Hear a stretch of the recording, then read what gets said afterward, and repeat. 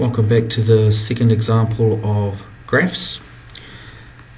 This particular graph here has obviously been moved down. I've got an asymptote here at -5, so therefore this is of the form y equals something -5. Now I look for my magic point, which is 1 up. It happens to be there, sitting at x equals -2. So therefore I must have moved x plus 2. The only thing I have to do here is work out what this value in the front is. Right, a standard one, I'd go across 1 and then up 1, 2, 3. This one actually crosses at an exact point, so I actually know what the answer is already. But let's see if we can use the point that they've given us. Okay, this time I've gone across from that point, I've gone across 2, and I've gone up from the asymptote, take it from the asymptote, all the way up there. I've gone up 16. So that means that whatever my value a is, squared, equals 16. So in other words, a equals 4.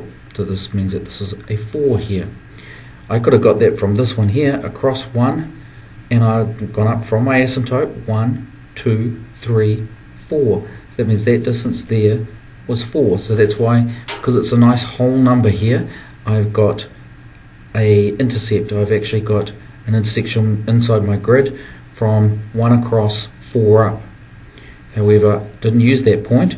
I used the point which I was actually given, which is across here 2, up 16. Remember, the across ones are your powers, and the up is your number.